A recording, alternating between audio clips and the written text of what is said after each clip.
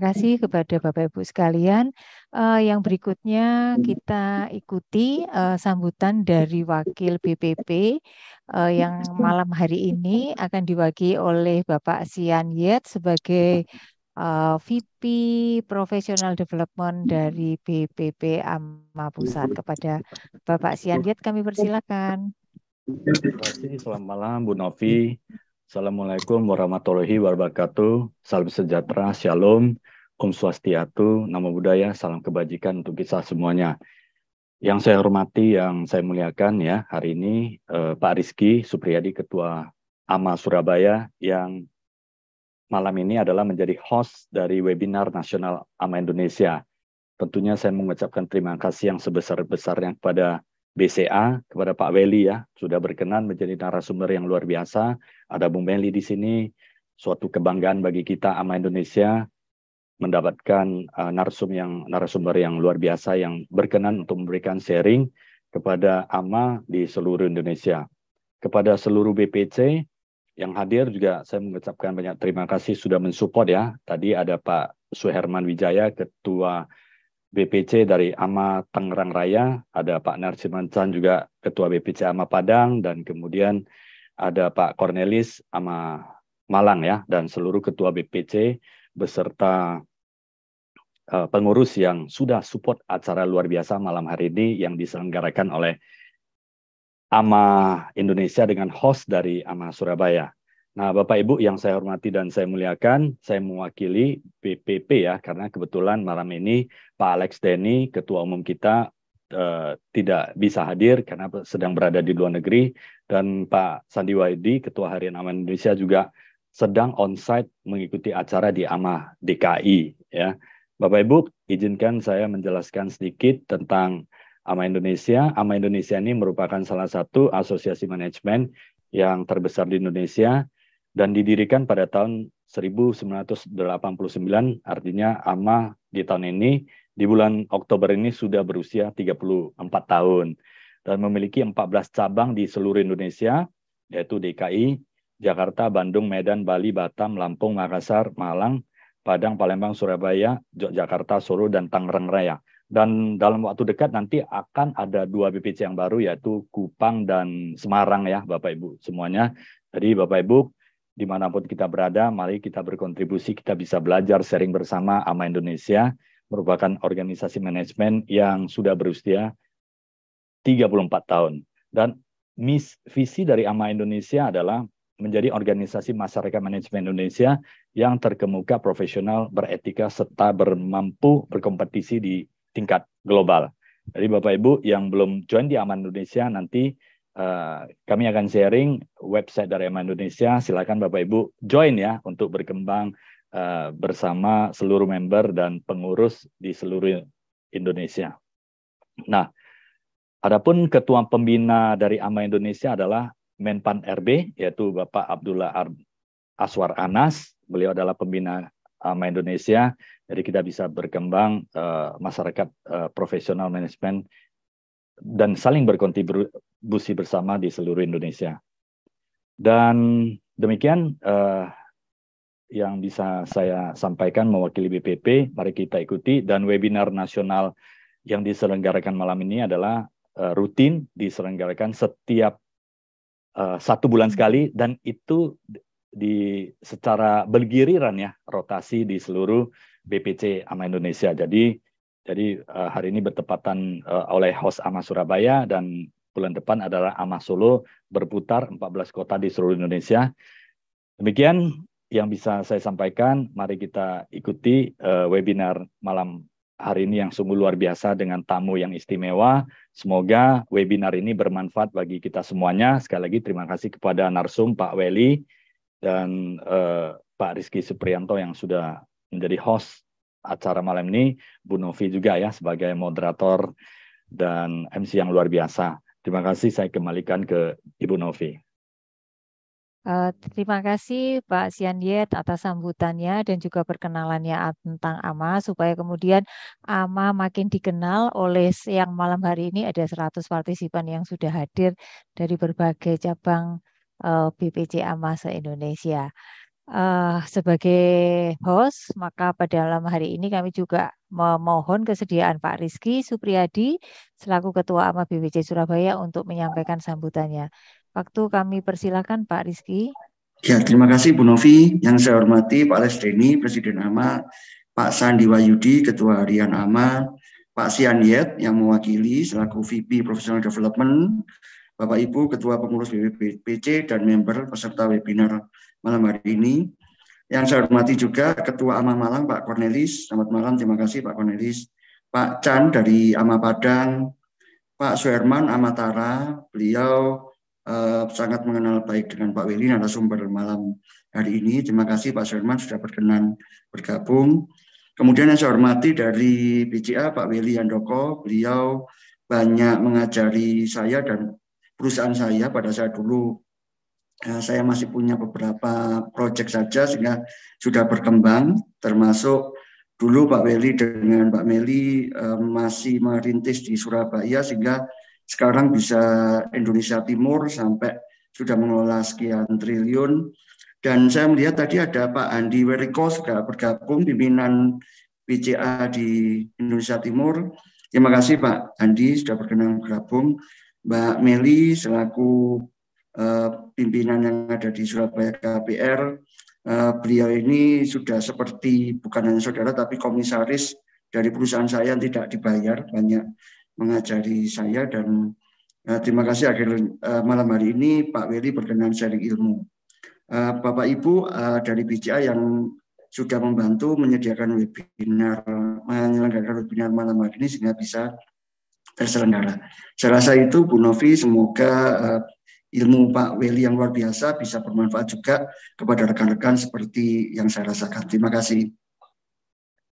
Terima kasih Pak Rizky atas sambutannya dan kita akan ikuti acara inti malam ini yaitu webinar dengan tema adaptif marketing strategis.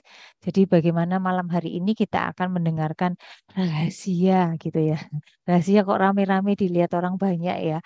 Rahasia bisnis BCA untuk bisa selalu membuat inovasi baru.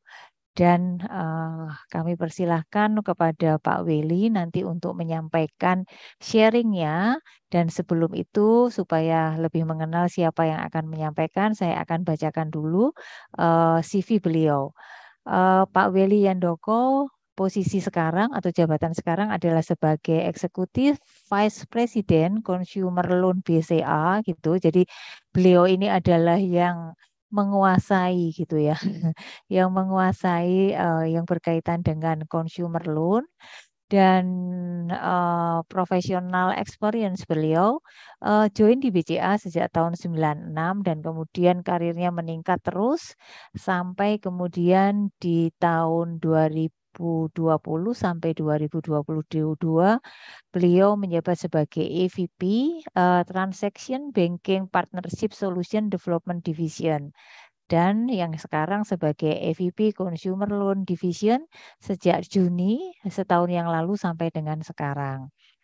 Beliau ini adalah alumni atau lulusan dari manajemen dari Universitas Tarumanegara dan juga Magister Manajemen dari PPM School of Management.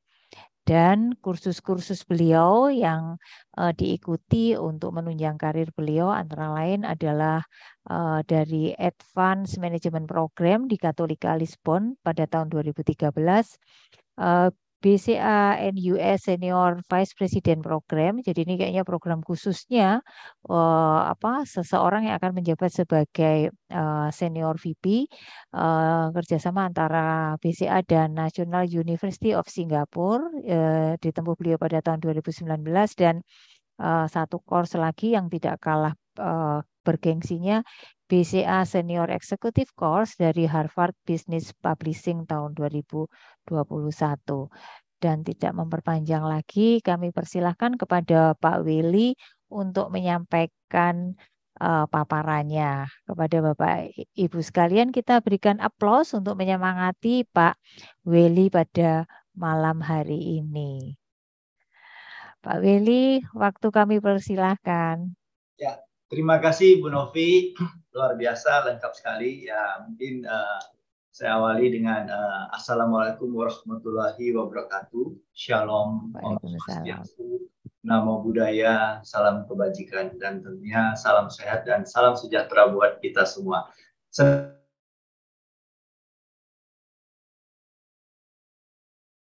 sekali bisa berkumpul malam ini. Yang pertama, puasa.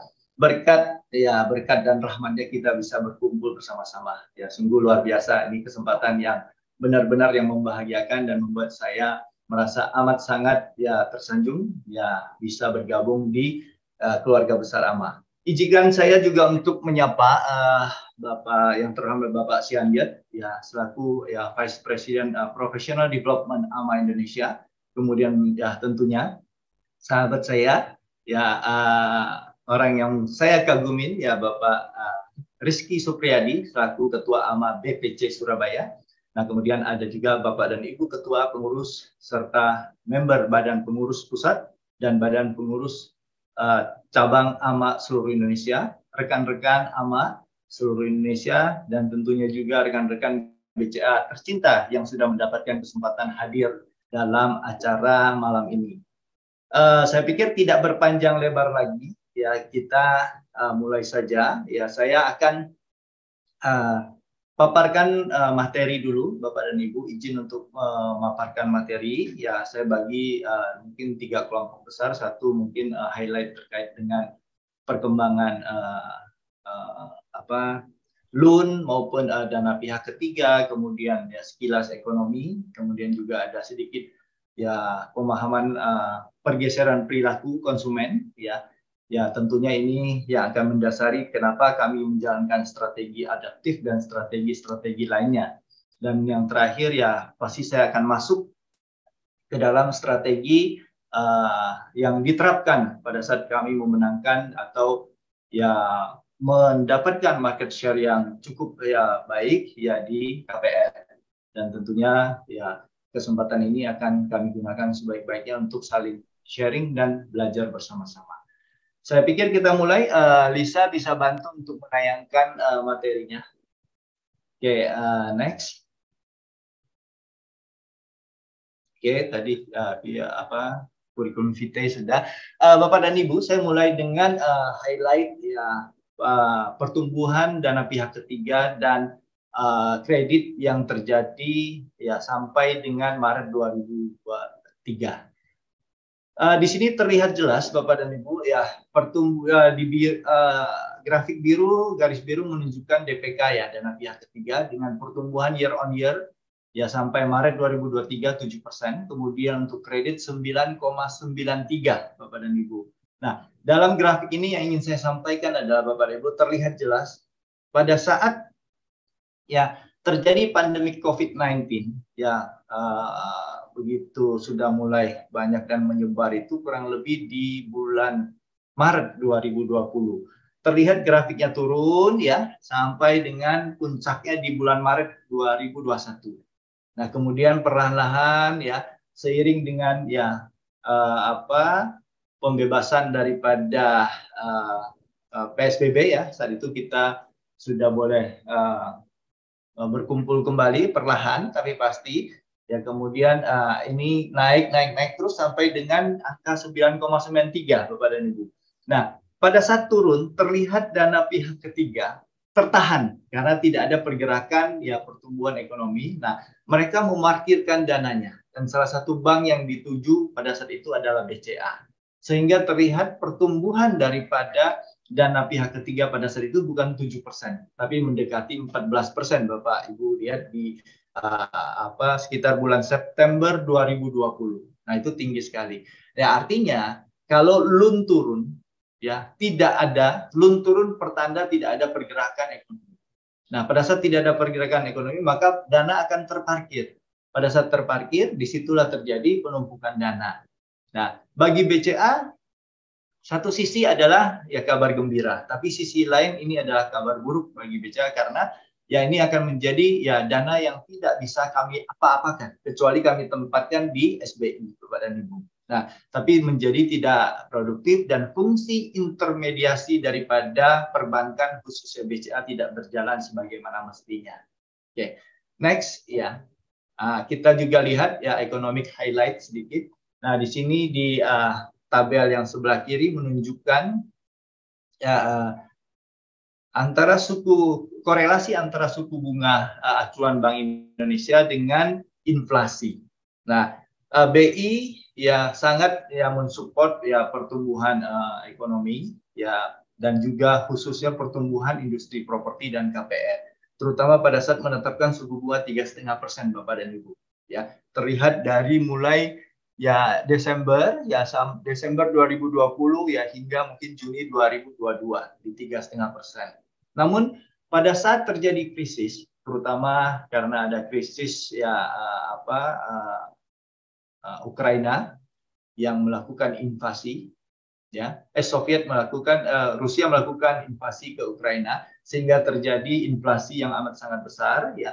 Kemudian ini merembet ya ke negara kita. Nah, inflasi bertumbuh ya, meningkat dari 3,75, 425, 475 hingga 575. Mau tidak mau BI harus melakukan ya satu gerakan, melakukan ya satu tindakan, dalam hal ini harus menaikkan suku bunga acuannya dari 3,5 naik ke 35, 494, kemudian dari 3,5 ke 375, 425, 475, kemudian ke 575. Nah, kebijakan ini sangat ampuh sekali, sangat efektif sekali untuk menahan ya setidaknya sampai saat ini, sehingga inflasi kita bisa terkontrol dengan baik. Nah, demikian juga dengan rate daripada rupiah, kurs rupiah kita termanage dengan rapi sekali saat ini, ya, tidak menyentuh lagi ke angka 16.000 yang pernah terjadi di kurun waktu sekitar antara September 2019 hingga Juni 2020. Itu sempat terjadi satu titik di 16.575. Saat ini kita bisa manage dengan baik, ya, otoritas kemudian regulator bisa memanage dengan baik di angka 14,845. Nah, sehingga ini ya terkendali, ya diharapkan akan menjadi modal yang bagus ya untuk terus menjaga dan mendongkrak pertumbuhan ekonomi Indonesia. Next. Nah, tadi sekilas sudah saya sampaikan di depan bahwa ini pasti punya dampak buat BCA. Nah, ini beberapa indikator yang perlu saya sampaikan kepada Bapak dan Ibu, bagaimana performance BCA hingga ya Q1 2023, di mana net profit tumbuh 43%, yang menjadikan angka total 11,5 triliun untuk profit di Q1 kita. Ini adalah pertumbuhan yang amat sangat baik, ya tertinggi yang pernah ada. Nah, mudah-mudahan di Q2, Q3, Q4 nanti akan ya bertumbuh lebih baik dan lebih baik lagi. Kemudian third party funds, dana pihak ketiga tadi ya tumbuh 4,1% secara year on year, ya menjadikan total dana pihak ketiga yang terkumpul di BCA di Q1 itu kurang lebih 1 triliun. Nah, ini angka yang termanage dengan baik, ya. Pada saat yang tadi yang saya sempat sampaikan pada saat belum turun, nah angka yang kita sempat kumpulkan itu 1,14 triliun Bapak dan Ibu. Ya, jadi tinggi sekali. Sebelumnya kita nggak pernah menembus di angka 1 triliun untuk dana pihak ketiga. Paling tinggi sekitar 800, hampir menyentuh 900. Tapi di masa pandemi COVID-19 ya kita menyentuh angka 1.000 atau 1 triliun tadi. Nah, kabar baiknya dari dana yang terkumpul ya 81%-nya adalah ya berupa kasa. Ya, kasa itu adalah dana murah, ya. Kumpulan daripada rekening giro dan rekening tabungan, di mana 81% adalah 843 triliun Bapak dan Ibu, sehingga kita tumbuh 5,7%. Nah, kasa ini yang menjadi satu kekuatan bagi BCA pada saat penyaluran kredit Bapak dan Ibu, khususnya kredit konsumen, ya, KPR, KKB, ya, kemudian kartu kredit kita, ya, tentunya juga kredit yang lain, ya, termasuk korporasi maupun komersial, ya. Nah, kita lihat indikator lain, total aset kita ya sudah kurang lebih 1.300 triliun, ya tumbuh 4,9% secara year on year. Kemudian ini yang saya sempat singgung tadi, fungsi intermediasi BCA berjalan cukup baik, ya, dengan total loan kita sudah salurkan kurang lebih 713,8 triliun, yang artinya tumbuh secara rata-rata 12% year on year. Nah, indikator yang di bawah ini ya indikator yang amat sangat ya bagus sekali. ROE kita 22%, ya capital adequacy ratio kita 28,9%, kemudian NPL kita termanage ya kurang lebih di angka 1,8%, di mana di industri kurang lebih ya di antara 3,5 sampai 4%. Ya. Next. Ya. Bagaimana dengan kondisi properti secara keseluruhan di Indonesia? Nah, ini saya sedikit highlight ya. Kondisi penjualan daripada unit ya terlihat sekali ya mengalami kontraksi ya kurang lebih 8,26% di Q1 ya. Di kotak merah ya, di garis merah terlihat 8,26% menurun. Satu-satunya yang menjadi penopang itu di sektor menengah. Rumah di sektor menengah yaitu tumbuh 6,55% yang di warna hijau Bapak dan Ibu. Nah, hal ini selaras ya dengan ya harga juga Bapak dan Ibu. Nah, harga yang warna hijau yang sektor menengah ini terlihat naik. Ya kecenderungannya naik ya di mana ya kenaikan secara rata-rata kurang lebih 2,76%. Bagaimana dengan sektor yang lainnya? Kecenderungannya sempat naik kemudian ya pelan-pelan dia stuck lagi dan saat ini kecenderungan dia turun. Nah, ini data ini kami dapatkan dari Bank Indonesia dan saya juga bandingkan data ini dengan ya data yang dikumpulkan oleh Colliers maupun data dari Indonesia Property Watch. Ya, mereka sama. Harga rumah yang bertumbuh khususnya di Jabodetabek dan sekitarnya itu adalah harga rumah ya sektor menengah kurang lebih 300 sampai dengan 500 juta. Ya, saya pikir inline dengan ukuran rumah yang ada. Ya tentunya tidak bisa kita lihat harga rumah ya semata-mata di Jabodetabek misalnya untuk developer-developer yang unggulan ya di Jakarta lahan sudah mulai mahal. Ya kadang-kadang untuk ukuran seperti ini ya harganya bisa lebih daripada 1 M bahkan 1,5 M. Tapi secara umum kita melihat bahwa di sektor ya bawah menengah itu ada di angka 300 sampai dengan 500 juta. Bahkan ya kita patok kalau untuk KPRBC tidak lebih daripada 1 miliar. Oke, next. Nah, kalau kita berbicara properti, sesungguhnya ya sektor properti itu memberikan dampak dan kontribusi positif yang amat sangat luar biasa buat negara kita. Nah, kalau saya gambarkan dalam kuadran ini ada 4 kuadran Bapak dan Ibu kontribusi sektor properti tentunya terhadap pemerintah ya diantaranya memberikan kontribusi ya 2,7% terhadap PDB. Ya kemudian kalau kita geser ke kanan ya kontribusinya adalah mendorong pertumbuhan investasi baru. Ya kalau di beberapa kota Bapak dan Ibu mungkin terlihat sekali IKEA sangat agresif sekali ya. Melakukan investment ke beberapa kota ya salah satunya di Jakarta dan sekitarnya mereka tumbuh berkembang amat sangat subur. Kemudian juga di daerah-daerah yang terjadi ya, banyak pembangunan sektor properti itu mereka ada mengundang atau automatically menjadi tempat yang bagus untuk investor ya contohnya adalah adanya pabrik motor ya di Jababeka ya itu. Ya, saya pikir ini dampak positif yang luar biasa juga buat sektor-sektor lainnya. Nah, yang ketiga kita bisa lihat ya kontribusi terhadap lingkungan. Ya, jelas sekali dengan adanya pengembangan sektor properti pasti akan menyerap tenaga kerja. Ya, sehingga akan mengurangi pengangguran. Kemudian peningkatan kualitas lingkungan akan jauh lebih baik sehingga ya kalau semua sudah mulai terserap sebagai tenaga kerja ya artinya lingkungan juga akan aman, nyaman dan tentram ya. Kemudian peningkatan ekonomi lokal juga pasti akan terdampak dengan positif sekali Bapak dan Ibu. Nah yang terakhir dan tidak kalah pentingnya, ya sektor properti itu memberikan multiplier efek yang luar biasa kepada industri lain Bapak dan Ibu. Nah tercatat di datanya REI, kemudian data Colliers juga saya lihat kurang lebih ada 174 industri, bahkan bisa lebih daripada itu yang terdampak positif ya. Secara jelas tidak hanya lihat dari industri semen, furniture, consumer goods dan lain-lain. Tapi saya mengajak Bapak dan Ibu lihat ya, pada saat ada pembangunan rumah, ya pasti di sekitarnya ada warteg, ya warung makanan. Kemudian kalau di Jakarta lebih specifically lagi Bapak dan Ibu, ada tukang jual makanan yang dengan sepeda motor. Nah ini sangat membantu sekali.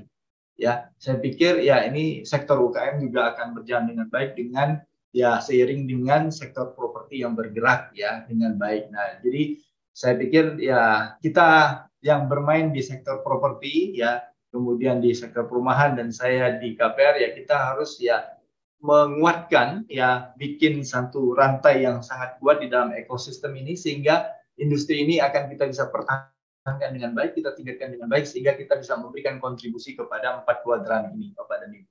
Ya, next. Nah, saya juga mau sampaikan kepada Bapak dan Ibu bagaimana dukungan pemerintah terhadap sektor properti dan KPR. Ya, Bapak dan Ibu mungkin masih ingat sebagai pelaku properti ada PPN yang ditanggung oleh pemerintah pada saat itu. Bu Sri Mulyani menetapkan aturan ini dan ini sangat membantu mendongkrak ya pertumbuhan sektor properti. Kemudian juga ketentuan pajak terkait pajak penghasilan dan pajak penghasilan terhadap barang mewah, ya itu juga sangat mendukung terkait dengan perkembangan sektor properti khususnya pada saat ya pandemi ya COVID-19. Ya, kemudian juga kebijakan ya rumah untuk masyarakat berpenghasilan rendah, ya ini juga tidak luput daripada dukungan dan ya peran serta daripada pemerintah yang sangat luar biasa sehingga menjadikan sektor properti ini juga ya tetap berjalan dan menggeliat dengan baik ya setidaknya sampai sekarang.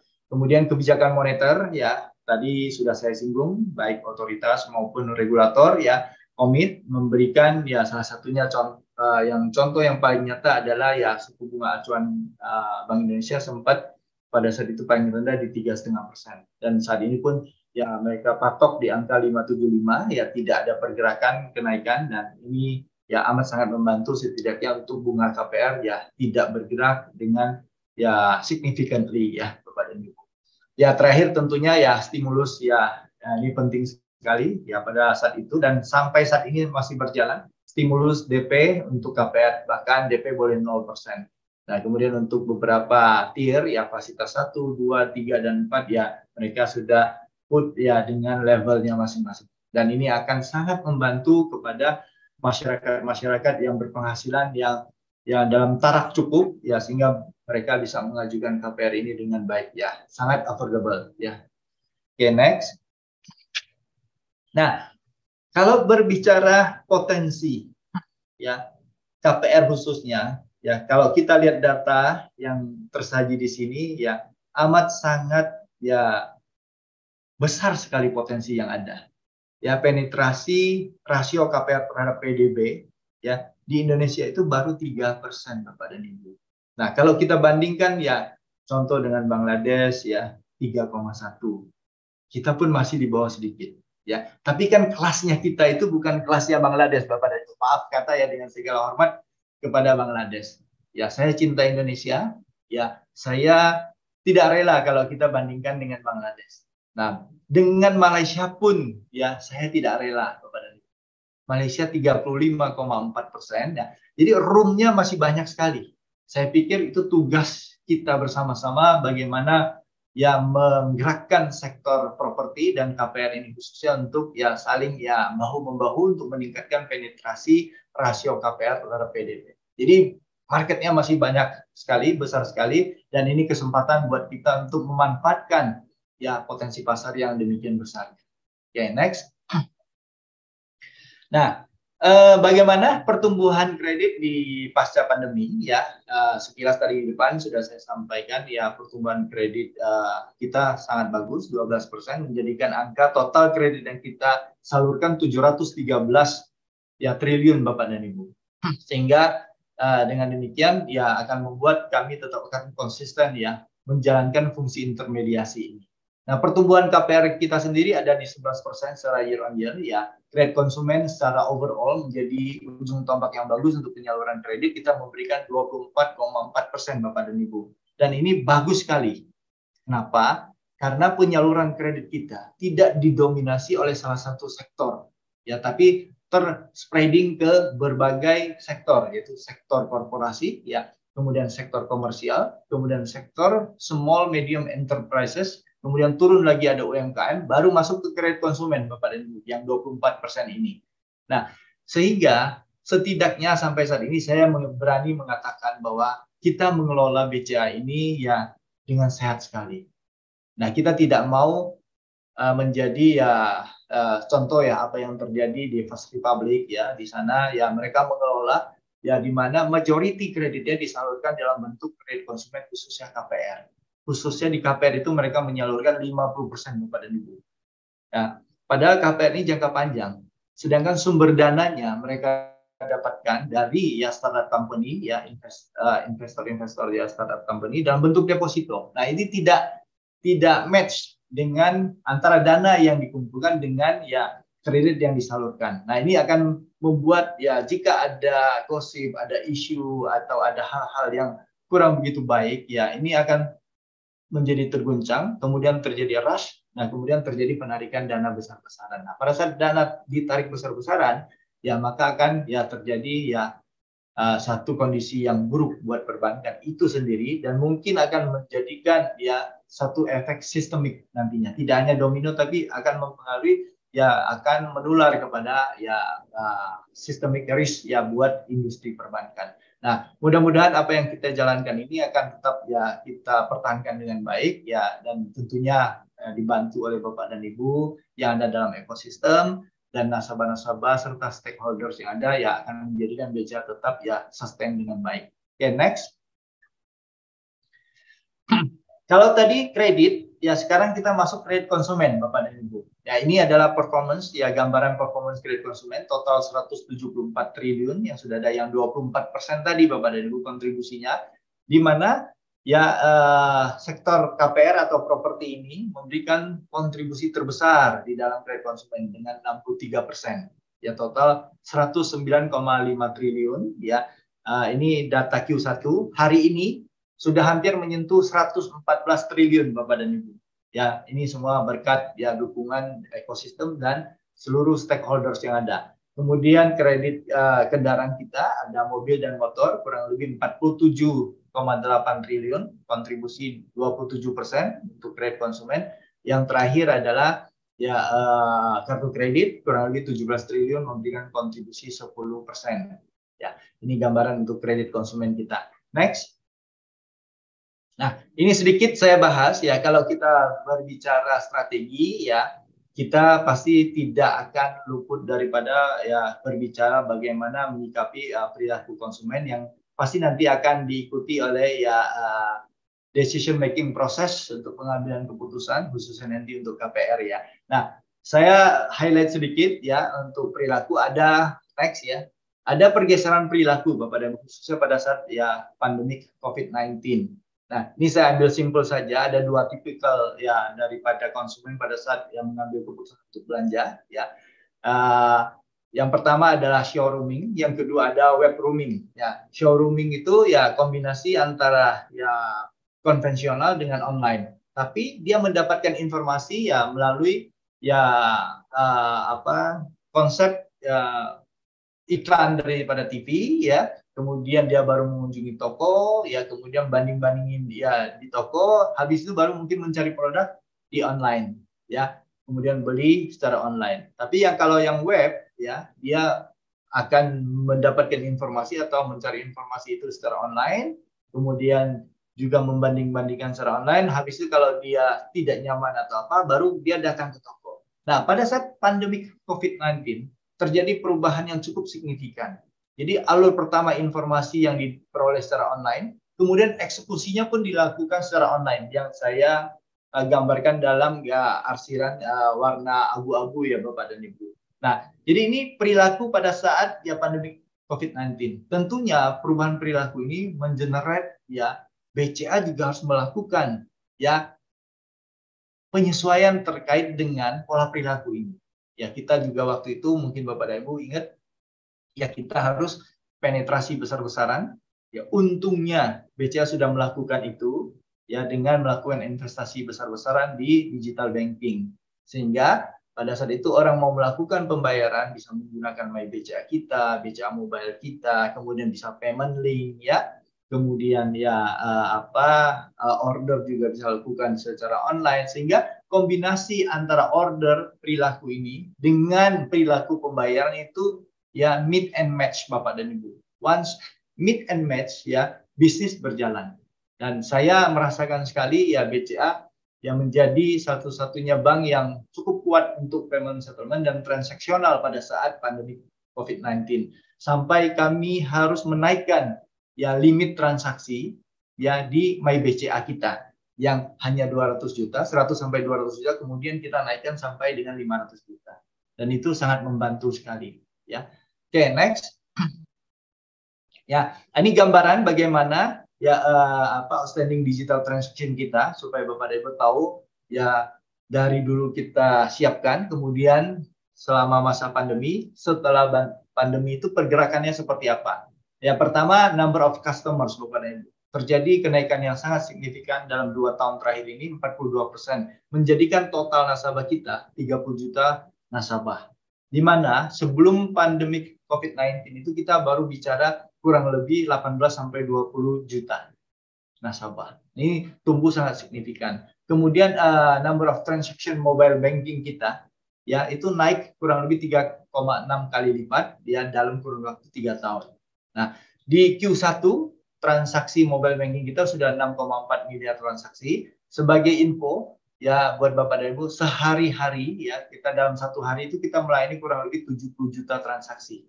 Ya, yang melalui baik internet ya, kemudian baik melalui ATM ya, yang secara online itu kurang lebih ya ditambah dengan yang cabang kurang lebih ada 70 juta transaksi.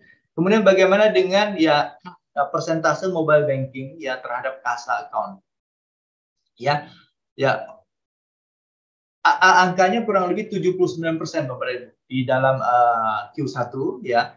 Sebagai info juga ya user BCA Mobile kita kurang lebih 30 juta users. Ya ini sudah meningkat ya sangat signifikan terutama pada saat pandemi COVID-19. Ya kemudian user MyBCA ya kita ini adalah baby kita ya yang baru ternyata sekarang sudah menyentuh 1,2 juta users ya Bapak dan Ibu. Kemudian bagaimana dengan ya persentase individual online account ya pada saat pembukaan rekening? Ternyata pola perilaku pembukaan rekening saat ini yang terjadi di BCA itu 67%-nya sudah menggunakan ya pembukaan rekening online. Ya, yang saya sebutkan tadi ya yang bisa menggenapkan menjadi 30 juta nasabah itu sekarang sudah 67% yang mungkin sudah hampir menyentuh 70%. Jadi hanya kurang lebih 30% yang ya dilakukan di cabang. Sehingga membuat cabang kita itu sangat efektif dan efisien sekali. Ya, antrian-antriannya pun bisa kita pangkas ya Bapak dan Ibu. Nah, top pembukaan rekening per hari melalui PayMall istilah kita ya, pembukaan rekening online itu kurang lebih 22.000 rekening per hari. Nah, bayangkan kita tidak akan pernah sanggup untuk bisa melakukan pembukaan rekening secara manual di cabang ya yang satu hari 22.000 kali. Ya, hanya online yang bisa. Dan saat ini kita tingkatkan terus kapasitas ya, kalau bisa adalah unlimited Bapak dan Ibu. Nah, kemudian ini juga satu ya solusi pembayaran yang amat sangat sakti selama masa pandemi dan sampai saat ini yaitu Kris BCA. Ya, Kris BCA transaksinya yang meningkat 4 kali lipat ya secara year on year.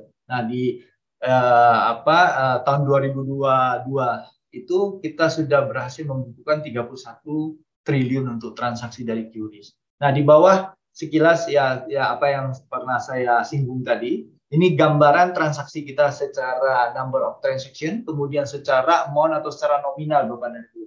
Nah, secara transaksi 99,7% orang melakukan transaksi di BCA itu menggunakan ya mobile, internet dan ATM.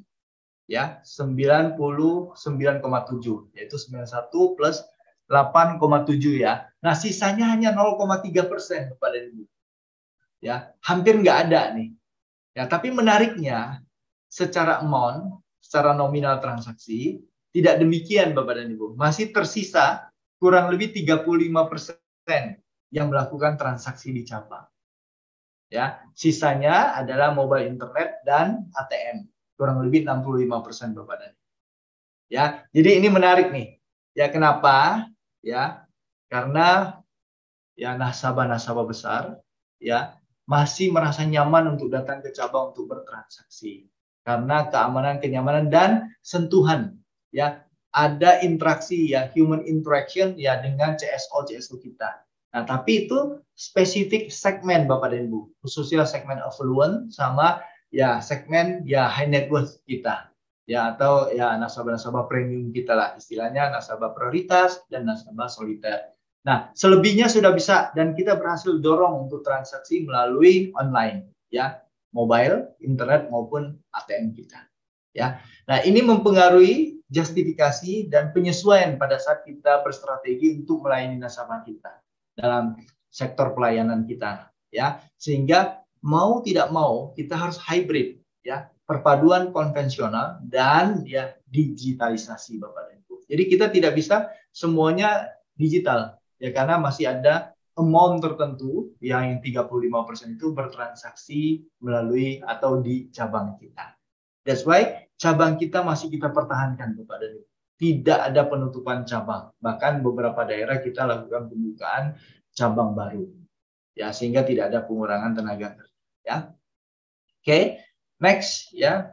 Nah, ini untuk melengkapi slide sebelumnya, ya, kami komit dan terus-menerus melakukan ya pengembangan peningkatan layanan kita, ya, untuk portofolio digitalisasi kita, ya diantaranya Halo BCA, My BCA kita juga kuatkan, aplikasi investasi kita Welma kita juga hadirkan, kemudian aplikasi chatbot kita juga kita hadirkan untuk memudahkan dan memberikan layanan yang terbaik kepada nasabah kita. Dan demikian juga dengan ya one click kita untuk pembayaran supaya tidak ribet, ya, anti ribet, ya, kita bikin one click. Jadi begitu kita transaksi, ya, kita tidak perlu untuk ya klik berkali-kali, cukup sekali selesai, ya.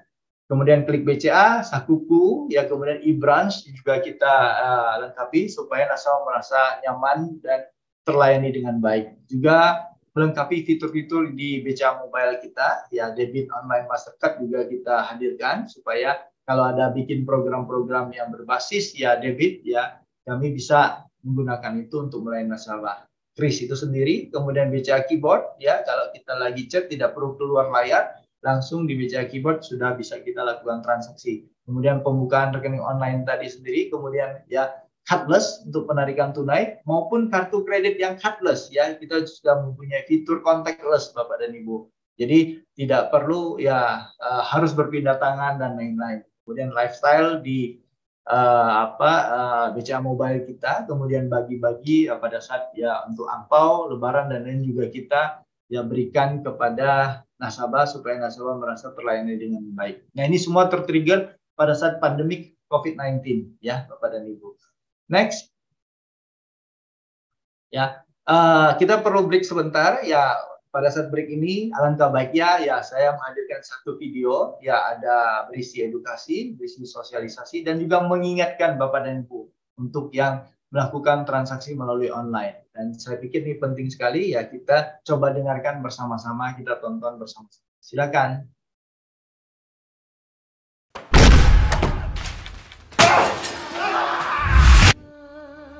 Pernah ngerasain ketipu nggak?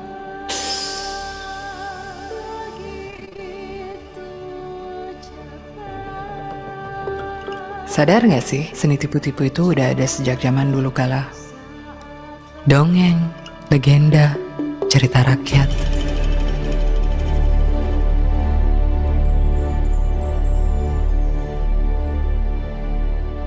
Sampai-sampai kata tipu itu sendiri punya banyak istilah.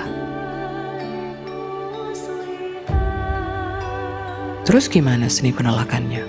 Nggak ada istilahnya. Saat kancil menolak tipu daya buaya, kita nggak bisa bilang itu tolak daya.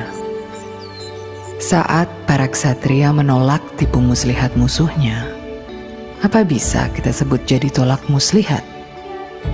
Makin hari seni tipu menipu makin beragam, tapi tetap nggak ada istilah buat seni penolakannya. Satu pun. Padahal seni penolakannya juga makin beragam. Seperti sepasang suami istri ini saat diminta PIN-nya. Pak, dengerin saya, Pak. PIN, Pak. PIN. Bang. Pak, jangan main-main sama saya. Jadi penolak kondang sehabis pulang kondangan. Seperti seorang YouTuber saat menolak penipu yang meminta kode OTP. Ini salah kode OTP-nya, Bu. Salah lagi, Bu. Bener kok. Kode OTP-nya 150698. Tadi katanya 300. Pura-pura jadi mother menghadapi fraudster. Benar pinter. Atau yang menolak saat diminta kode CVV atau CVC. Selamat Bu, kami dari BCA. Limit kartu kredit Ibu naik menjadi 500 juta. Ibu hanya tinggal memberikan kode CVV atau CVC-nya saja. Oh, makasih loh Mas informasinya. Uang aku aja di ATM udah banyak banget, sampai bingung mau ditaruh mana. Gue minjem duit kalian dulu ya. Nah, yang satu ini beda lagi. Halo, kami dari BCA mengabarkan ada transaksi mencurigakan menggunakan kartu kredit Anda. Silakan sebutkan kode OTP-nya biar kami bantu proses. Mas, saya lagi meeting pemegang saham nih. Ting sekali. Mungkin Mas bisa hubungi saya lagi di kehidupan selanjutnya. Mandi! Atau yang buat penipu. Bentar. Siang Ibu, halo? Kami dari BCA ingin menawarkan upgrade jadi nasabah VIP. Ibu tinggal sebutkan PIN-nya. Non, désolé, je ne suis plus VIP maintenant, je passe au VVIP. Gitu loh, Mas. Bu, apa Bu? Apa Bu? Emang dia pikir aku mau kasih kunci hartaku ke orang yang nggak dikenal. Selamat Bu, dapat ada TV. Langsung diantar ke rumah. Oh, boleh saya minta kunci rumahnya? Boleh nih. Tolong taruh di ruang tengah ya, Pak. Iya Bu. Halo, sini Kak, aku jagain mobilnya. Oke, makasih ya. Ya nggak mungkin kan? Oke guys, kita lanjutin yuk. Dan seperti mereka-mereka ini. Nomor kartu ATM. Nah, itu tadi cucu nenek yang ke-9. Bu. Jangan ditutup dulu, jangan ditutup dulu. Nomor kartu Bu ATM. Masih ada 10 lagi loh. Boleh minta APRI 1 dan APRI 2 ke BCA.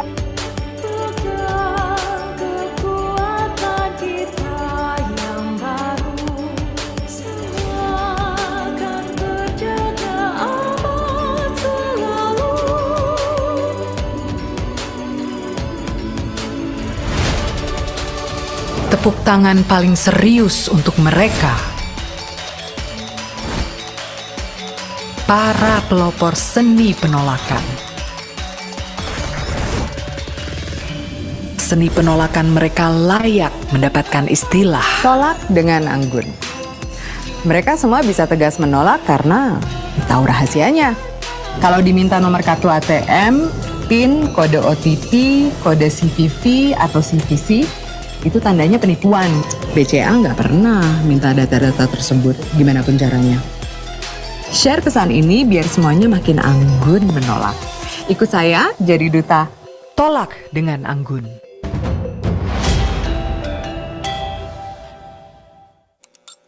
Sudahlah. Sebentar, udah mau balas nih dia. Oke, ya Bapak dan Ibu, itu sekedar untuk ya mengingatkan kembali. Karena ya fraudster berkeliaran di mana-mana, ya itu menjadi fungsi, peran dan tugas kami untuk mengingatkan kembali. Mudah-mudahan Bapak dan Ibu juga bisa membantu untuk mengingatkan keluarga, saudara dan siapapun itu. Ya hati-hati sekali. Oke, terima kasih. Kita lanjut ya sedikit ya lagi kita masuk untuk yang KPR. Silakan Liz, next ya. Ya di strategi KPR ini ya kami ya lakukan tentunya selaras dengan objektif perusahaan ya. Kita lihat dulu bagaimana objektif perusahaan kita. Nah, saya sempat singgung tadi harus hybrid kita kelola ini. Ya kita jalankan perusahaan ini harus hybrid ya di BCA ya antara kombinasi antara konvensional dengan digital. Ya jadi dua pendekatan ini kita harus ya jalankan bersama-sama dan kita pertahankan.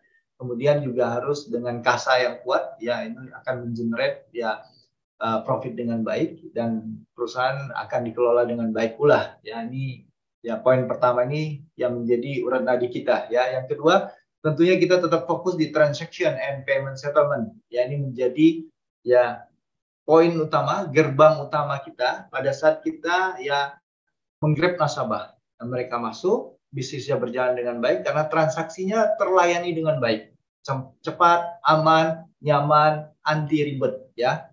Dan murah lagi Bapak dan Ibu. Nah, dengan demikian tidak lain lagi ya pasti dia akan memilih BCA. Ya, kemudian kedua hal itu tidak akan bisa apa-apa kalau kita tidak punya strong and safety IT Bapak dan Ibu. Yang tadi saya sempat singgung ya, jangan sampai kasus BSI ya terjadi di BCA. Nah, kami protect sekali ya kami ingin melindungi customer, ya, karena memang nggak mungkin kita akan memberikan kunci rumah kita kepada orang lain seperti yang disampaikan oleh Anggun, ya, Bapak dan Ibu. Nah, oleh karena itu IT kita tidak bisa ditawar-tawar, kita harus invest yang sebesar-besarnya dan kita harus bikin berlapis-lapis security systemnya sehingga ini akan menjadi modal yang kuat, jadi satu kekuatan yang strategik bagi kita yang kita sebut aset strategik, ya. Nah, salah satunya di IT tadi. Ya, kemudian yang keempat, ya, kita tidak boleh meninggalkan ESG, ya. Terbukti kredit kita juga sudah penetrate, ya, di angka 25%, dan tentunya yang terakhir, ya, kita tetap akan, ya, terus-menerus, ya, memaintain, ya, profitability, ya, tentunya risk, dan kemudian market awareness dengan baik, ya. Jadi kita jalankan seiring profit dengan, ya, prudent banking kita dengan baik, ya. Sehingga, ya, ini akan membuat, ya, awareness kita juga akan terjaga dengan baik. Nah, ini, ya, objektif daripada perusahaan kami BCA secara keseluruhan. Nah, kemudian kita masuk nih, ya, next, ya. Ini slide ini penting sekali, ya. Saya sampaikan kepada Bapak dan Ibu. Ini bagaimana BCA mengelola, ya, company-nya dari dulu dan bertahan hingga saat ini. Nah, saya sengaja bikinkan ini supaya Bapak dan Ibu mendapat gambaran. Ini benar-benar saya komit dengan Pak Rizky, ya. Tidak ada yang saya tutupin. Nah, karena kita public company, ya. Nah, kami membangun service excellence, Bapak dan Ibu, di tahun 1990. Ya, bukan berarti kita berakhir di 1996, ya, Bapak dan Ibu, di angka kedua. Nah, membangun service itu, ya, kita butuh waktu yang panjang, kurang lebih 10-15 tahun. Nah, tapi kan kita tidak bisa hanya membangun itu terus tanpa in paralel jalan dengan yang lain. Nah, jadi kita mulai di 1990, ya, kita melakukan tidak hanya dengan survei, tapi kita juga mendatangkan, ya, agensi-agensi atau lembaga-lembaga yang jago di service excellence. Salah satunya adalah Service Quality Indonesia, ya, joint venture antara, ya, SQ Airlines, ya, dengan SQCI di Indonesia. Nah, jadi kita belajar dari mereka. Kemudian inilah yang menjadi, ya, penopang utama atau dasar lahirnya satpam yang kuat tadi, CSO yang kuat tadi, teller yang kuat tadi, dan akhirnya ini menggurita dan melekat di seluruh insan, ya, karyawan 24.000, ya, saat ini mungkin 24,5, ya, ribu karyawan BCA. Jadi kalau kita ke BCA, ya, benar-benar harus memberikan service excellence.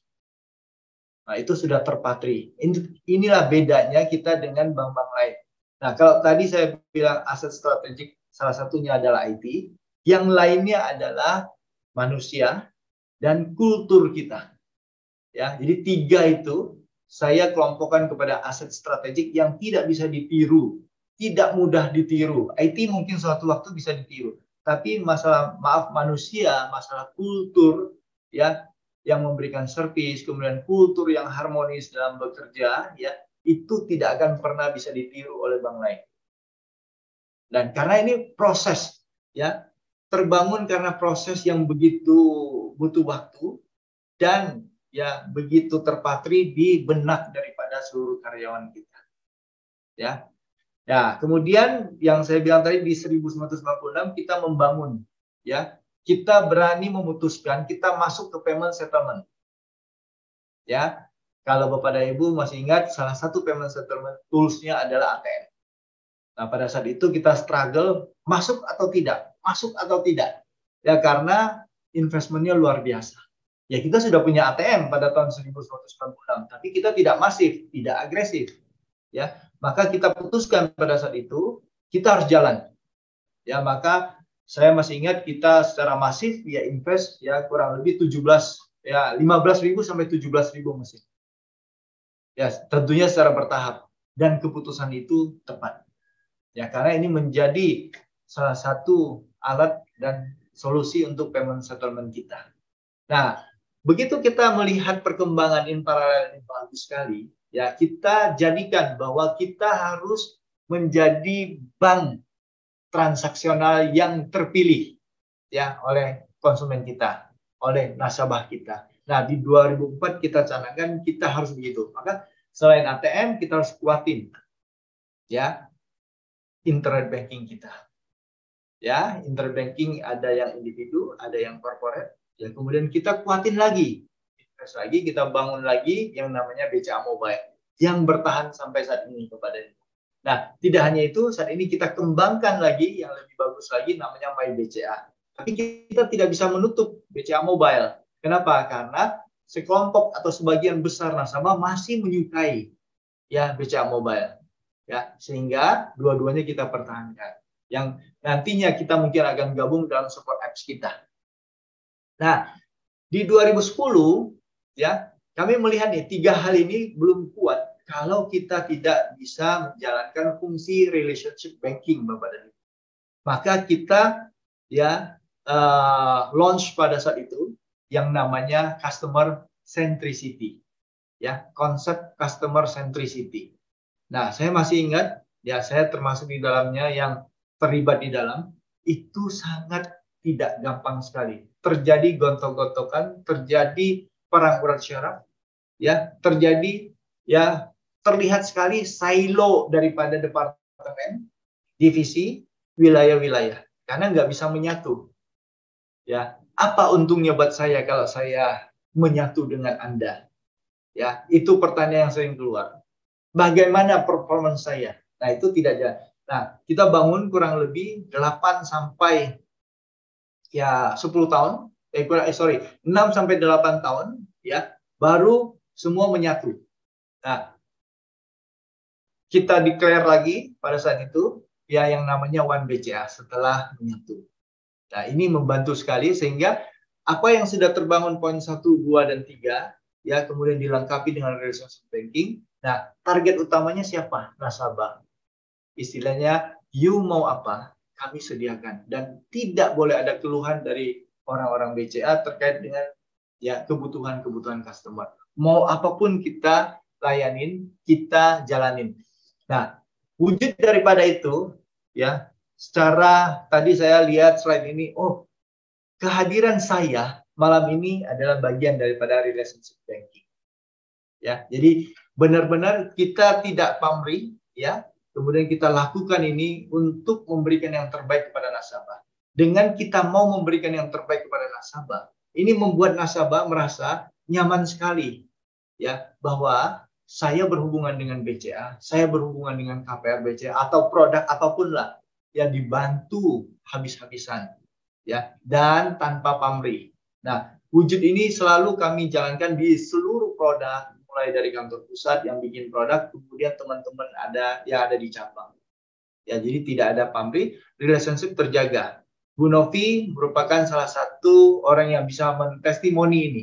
Pada saat datang ke BCA, ya maaf, ya satpam itu kan tidak tahu saya duitnya berapa, tapi saya diperlakukan seolah orang yang sangat banyak duitnya. Ya, kita tidak tahu ya, tapi kenyataannya Bu Novi kan duitnya banyak gitu loh Pak Rizky. Nah, tapi ya benar luar biasa, ini bentuk relationship individual. Ya, individual kemudian naik lagi kepada korporasi. Nah, ini kita jaga semua. Ya, makanya begitu kita menjadi bank partner, ya hanya menyediakan alat pembayaran untuk tiket Coldplay, kita diserang sama nasabah. Kok BCA tidak bisa bantu memberikan tiket Coldplay, padahal kita tidak punya jatah sama sekali untuk tiket itu. Ini wujud relationship yang begitu kuat sekali, Bapak dan Ibu. Nah, yang terakhir kita memutuskan di 2017 masuk ke digital banking, Bapak dan Ibu. Dan sampai saat ini, ya ini masih berjalan baik dan kita melakukan perubahan-perubahan terus terkait digital banking. Tapi kita tidak meninggalkan konvensional banking yang saya bilang tadi. Pendekatan kemanusiaannya, ya sentuhan manusianya juga tetap kita jalankan sehingga membuat nasabah segmen-segmen tertentu juga merasa terlayani. Nah, on the other hand, nasabah yang segmen di bawah, menengah ke bawah juga bisa kita dorong ke digital sehingga tidak terjadi penumpukan nasabah, layanan masih tetap dalam kualitas level 5 gitu Bapak dan Ibu. Nah, ini satu slide ini menggambarkan secara keseluruhan bagaimana peta perjalanan yang membuat BCA begitu kuat, begitu survive dan akan terus ya bertahan. Nah, tantangannya adalah ya bagaimana teknologi itu berkembang, bertumbuh, berubah. Nah, sehingga ya nanti sanggup nggak BCA untuk mengikuti ini? Ya, karena perubahan itu akan membuat kita berpikir lagi, worth it nggak kita masuk? Ya, terutama terkait dengan ya transactional bank of choice. Ya, karena itu rentan sekali dengan teknologi. Ya, saya belum bisa pasti jawab ke depannya seperti apa, tetapi BCA struggling di masalah ini, ya kita akan memantau dan kita akan tetap ya melihat yang terbaik lah yang akan kita bisa berikan kepada nasabah. Karena salah ambil keputusan akan riskan sekali, biayanya sangat besar sekali Bapak dan Ibu. Oke, next. Ya, nah kita masuk strategi KPR. Ya, kami dalam menjalankan ini, ya segenap tim yang ada di KPR BCA tidak menggunakan strategi yang muluk-muluk Bapak dan Ibu. Kita menggunakan strategi yang mungkin ya sangat kuno sekali. Mungkin Bapak dan Ibu kalau yang berkecimpung di manajemen, terutama manajemen strategik atau marketing, ya tahu Ansoff. Ya, kita menggunakan Ansoff matrix saja Bapak dan Ibu. Simple saja 4 kuadran. Ya, pada saat kita dihadapkan pada kuadran pertama, existing market, kemudian dengan produk yang existing pula, ya strategi yang kita lakukan adalah memperkuat penetrasi. Ya, ini hanya beberapa contoh ya kita dengan Expo Hybrid ya mendatangkan banyak sekali aplikasi ya aplikasi KPR sehingga bisnis bertumbuh dengan baik.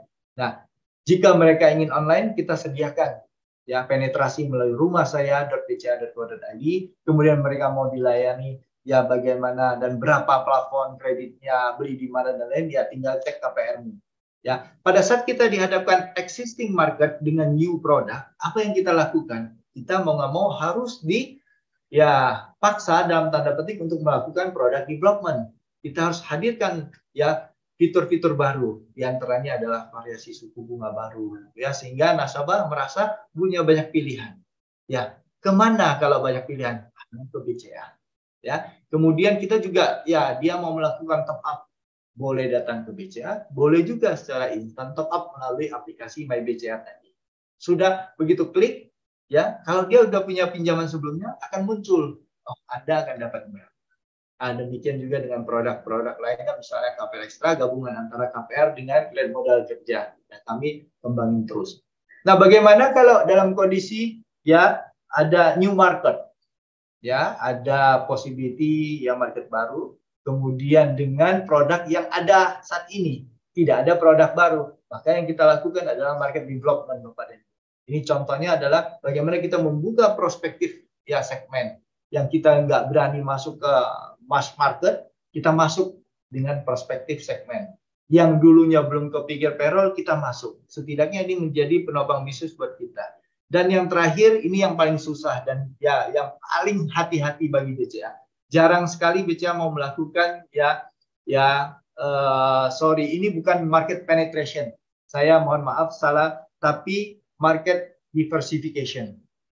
Ya, jadi di kuadran keempat ini ada kesalahan teknis ya, namanya diversification. Pada saat kita new market dan new product ya kita harus melakukan diversifikasi. Keluar daripada zona nyaman kita, ya jadi kita harus create ya pengembangan new product, kemudian kita juga harus create new market ya melalui produk baru dengan sasarannya adalah ya market baru. Nah, salah satu produk dan the only one yang kita punya saat ini yang baru kita launch adalah secured personal loan. Jadi marketnya adalah orang-orang yang punya dana yang sudah membeli obligasi, surat berharga, saham dan lain-lain. Jika dia perlu bridging loan ya kita sediakan ya secured personal loan ya. Kurang lebih ini strategi untuk KPR. Next. Nah, bagaimana kalau kita bicara ya adaptive marketing strateginya? Hanya 4 kunci di KPR. Ya dimulai dengan Halo BCA, layanan di depan, kita perkuat, layanannya bagus, nasabah nyaman, kemudian mengenerate mereka untuk melakukan calling ya. Dari masalah kita ubah menjadi potensi pasar. Nah, karena dari situ kita tahu jumlahnya berapa, kebutuhannya apa, maunya apa, kemudian ini bisa di-create menjadi satu bisnis seperti apa. Dan nasabah tidak akan sungkan-sungkan untuk masuk ke BCA. Nah, kemudian tentunya digital, ya pengembangan channel digital, Bapak dan Ibu.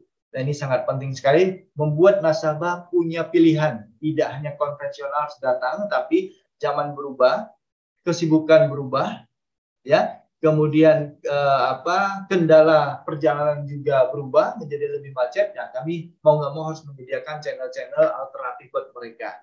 Nah, demikian juga pada saat melakukan ya penetrasi. Ya, kami juga membuka pintu dengan konsep BCA hybrid. Salah satunya adalah BCA Expoversary. Ya, kita bikin ya hybrid selain offline. Ya, datang ke lokasi untuk melihat rumah, bertransaksi. Kemudian mereka juga bisa datang ke website kita di rumah saya .bca.co.id. Di situ mereka bisa melakukan simulasi, ya bisa melihat rumah, ya dengan sudut-sudut 360 derajat. Ya, habis itu mereka mengambil keputusan.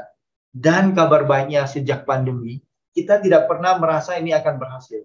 Begitu kita coba, selain mengenerate market, juga mengubah ya mengubah perilaku mereka yang tadinya kalau membeli rumah itu mesti datang ke lapangan untuk lihat, merasakan. Memang masih ada, tapi ya ternyata bisa dibawa walaupun tidak semuanya. Nah, ini membantu sekali ya cost efisiensi kita dan men-trigger kita melakukan cost leadership strategi kita. Dan ini membawa kita ke satu titik kita bisa melakukan efisiensi dengan baik. Nah, dengan efisiensi yang baik, ini akan mengenerate profit yang baik juga buat BCA. Nah, ini benar-benar ini blessings banget ya kita temukan pada saat pandemi dan membuat kita lebih efisien dan membuat ya market penetration juga tetap berjalan baik. Kemudian perilakunya bisa kita geser ke sana sehingga biaya prosesnya menjadi sangat-sangat lean sekali, Bapak dan Ibu. Nah, yang terakhir tentunya, ya ini juga kita temukan, ternyata data analitik itu sangat powerful sekali. Karena kita sudah punya populasi yang begitu banyak, 30 juta customer. Nah, dari 30 juta customers ini, ya kita lihat perilakunya seperti apa. Nah, kita menggunakan konsep event-based marketing. Ya, kita baca perilakunya yang related, ya, yang relate dengan potensi kebutuhan KPR, kami tawarkan. Nah, kami create telemarketing khusus untuk menawarkan mereka. Contoh, orang-orang yang teridentifikasi, ya bayar kos-kosan. Ya, orang yang teridentifikasi yang membeli kebutuhan bayi, ya, itu kita tawarkan. Atau orang yang membayar kontrak apartemen dan lain-lain kita tawarkan dan kita mendapatkan bisnis dari situ. Berdasarkan event-event tindakan-tindakan mereka yang tercapture dalam kurun waktu tertentu. Nah, kita tawarkan. Nah, tahun lalu ya kita mulai 2 atau 3 tahun yang lalu. Nah, tahun lalu puncaknya kita bisa dapat bisnis dari sini kurang lebih 1 triliun, Bapak dan Ibu. Waktu kita mulai hanya beberapa ya miliar saja.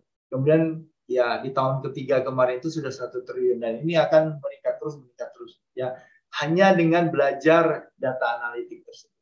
Nah, ini bagaimana kita menyesuaikan. Nah, ini saya hanya bicara di KPR BCA loh. Belum bicara dengan yang tadi payment settlement dan lain itu banyak sekali penyesuaian yang kita lakukan yang semua tertrigger dalam masa pandemik COVID-19, Bapak dan Ibu. Oke, next. Nah, kunci ya summary daripada semuanya ini. Ya, kita bisa tetap bertahan dan memenangkan market adalah kita bangun dengan BCAW kita, yaitu dengan ya 4 tata nilai BCA. Di dalamnya fokus pada nasabah, ya customers focus, ya kemudian ada integrity, ada kerjasama tim, ya baik internal, ya dengan baik sekali One BCA, kemudian ini menular automatically kepada ya rekanan kita atau partners kita. Ya, jadi rekan kerja kita, ya kita harus teamwork. Demikian juga, ya dengan rekan-rekan bisnis kita.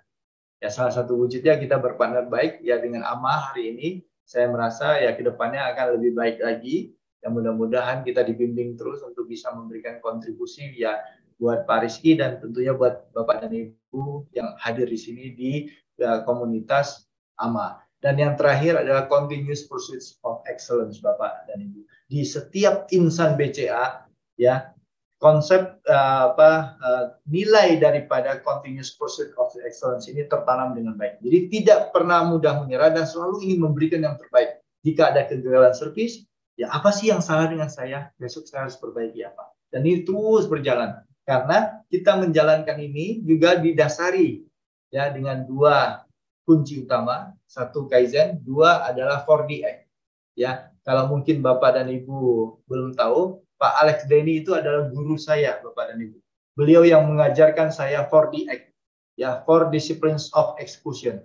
Jadi kita bicara banyak tidak ada gunanya kalau tidak ada eksekusi. Ya, eksekusi menentukan segalanya. Habis itu baru monitoring dan kontrol, Bapak dan Ibu.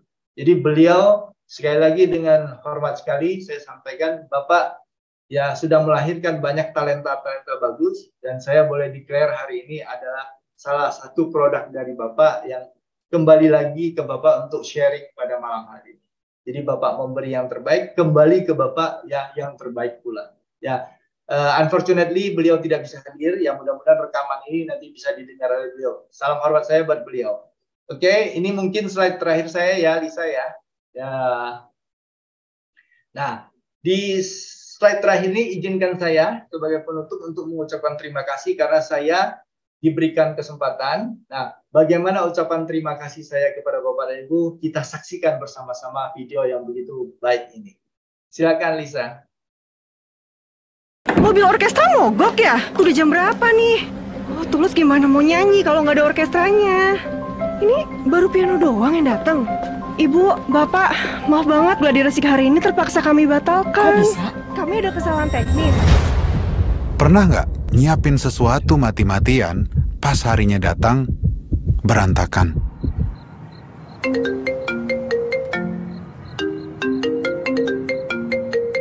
Halo? Hai Tulus. Jadi BCA ini mau ngajak kamu kolaborasi. Temanya BCA berterima kasih dengan tulus. Berterima kasih dengan tulus, bersama tulus. Keren banget idenya. Iya kan? Oke, sampai ketemu besok ya. Jadi gini Tulus, ternyata banyak banget nasabah BCA yang sudah bantu kita. Mulai dari kasih pujian, sharing info, sampai tentang BCA Mobile loh. Ya kurang lebih seperti ini Tulus, kumpulan tweet dari orang-orang sama profil orangnya juga yang sudah kita kumpulin. Dari tweet-tweet ini kita pingin banget bikin lagu. Jadi kalau buat orang-orang ini mungkin hal yang kecil, tapi buat BCA ucapan mereka itu sangat berarti. Bisa sangat menarik ya kalau nulis lirik lagu dari ini, dan mungkin kita bisa bikin sesuatu yang spesial.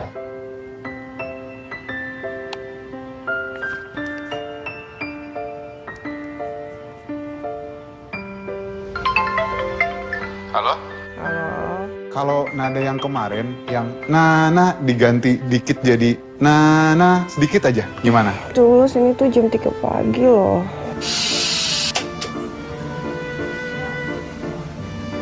Biola nih, ditambahin biola. Atau gitar deh, gitarnya diganti piano gimana? Gimana? Teman-teman udah ada kabar? Kayaknya harusnya udah ya. Ntar aku cek lagi deh. Nada yang nana diganti jadi nana.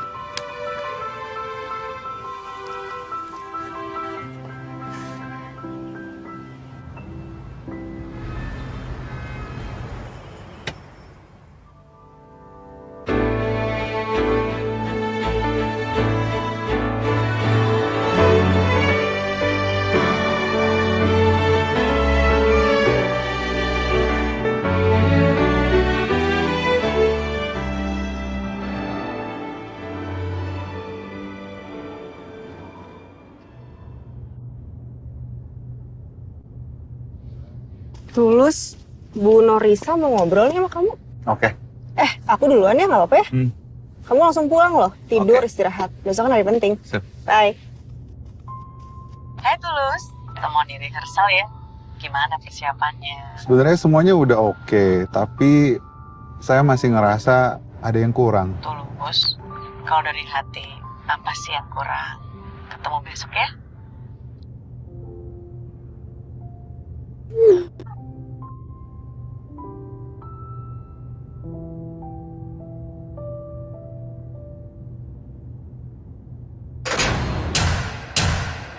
Mobil orkestra mogok ya? Udah jam berapa nih?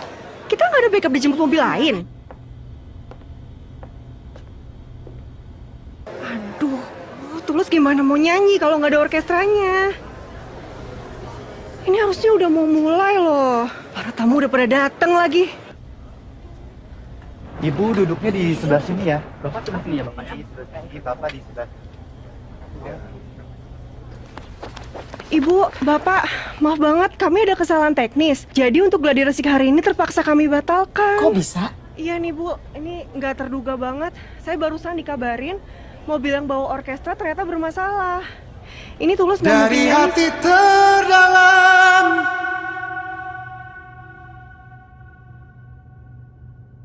berterima kasih.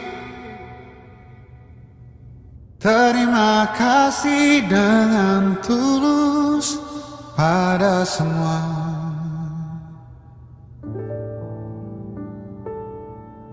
Halo Lina, cintamu untuk karenanya keyboard BCA dan fitur-fiturnya. Halo Resta, transfer di BCA yang semua serba sat.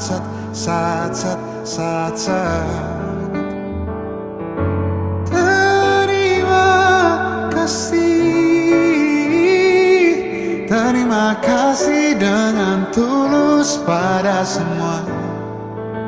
Sepenuh hati untuk senang hatimu. Besar arti apresiasimu padanya.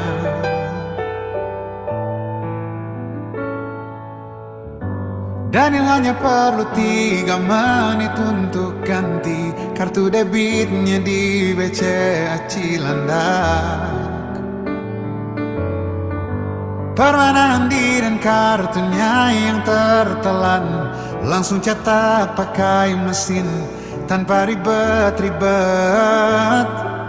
Kiki, Dea, Ade, Kara, Dini, semua-muanya dari hati. Terima kasih dengan tulus pada semua. Sepenuh hati untuk senang hatimu. Besar hati apresiasimu padanya. Terima kasih.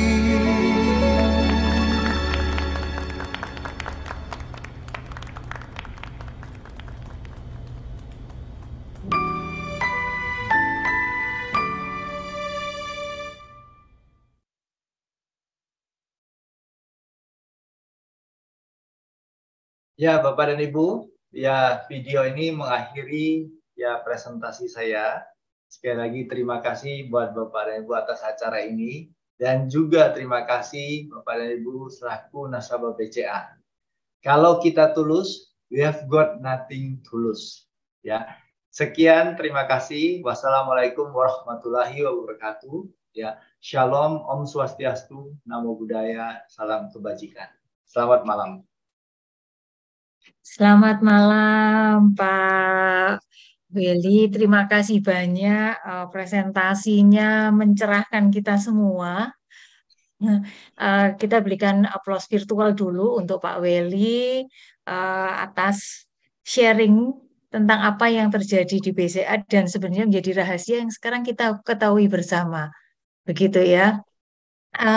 Jadi kalau tadi mungkin saya mencoba menjahit apa yang disampaikan dari awal bahwa pertumbuhan ekonomi di Indonesia mulai sehat dan ini alhamdulillah berpengaruh terhadap pertumbuhan positif perbankan dan juga termasuk BCA. Dan sementara kita juga tahu di sisi lain terjadi perubahan dari perilaku konsumen. Dan sebagai bank nomor 1 sekarang ya, nomor terbesar di Indonesia, BCA cukup tanggap untuk melakukan adaptasi melalui tahapan transformasi dan juga sampai ke posisi sekarang ke digitalisasinya. gitu. Dan pelayanan BCA dan produk-produk digital BCA ini bisa dikatakan sangat menjadi leading di antara bank-bank yang lain. Dan itu tadi kalau kita sama-sama mengetahui sudah di salah satu adaptif marketing strategi yang disampaikan untuk bisa sampai ke langkah itu adalah ada 4 poin tadi. Kalau saya ringkas di sini ada maintain relationship gitu melalui Halo BCA-nya sehingga membuat nasabah itu merasa nyaman. Kemudian juga mengembangkan channel digitalnya dan selain itu juga mengembangkan layanan hybrid untuk menyebatani bahwa tidak semuanya bisa langsung ke digital. Dan yang tak terpenting lagi adalah kalau saat sekarang adalah tentang data analitik. Dan ini benar-benar sangat dijaga dengan baik oleh BCA, dengan strong dan safety IT juga, sehingga menjadi prudent banking yang sangat adaptif. Dan ini tadi bisa terjadi karena BCA juga memiliki 4 ways, BCA ways yang ini membuatnya juga sangat inovatif, mengembangkan budaya inovasi dalam organisasi dengan juga terus mengembangkan tim internal yang ada di BCA. Dan kita tadi sudah melihat inovasi cara BCA meng-engage customer-nya adalah dengan yang pertama kita lihat tadi kreatif sekali, inovatif dengan anggun gitu, tolaklah dengan anggun, dan juga yang terakhir we've got nothing to lose gitu ya. Oke. Baik, sangat menarik. Kami membuka pertanyaan kepada Bapak Ibu sekalian. Silahkan tadi ini ada pesan dari panitia bahwa untuk 10 penanya terbaik nanti akan mendapatkan door prize yang menarik. Jadi Bapak Ibu silahkan yang ingin bertanya bisa raise hand, nanti kita akan minta Bapak Ibu untuk open mic sehingga kemudian bisa langsung bertanya kepada Pak Weli. Sudah ada pertanyaan yang sudah ada audiens yang ingin bertanya mungkin? Atau saya awali dulu deh Pak Willy.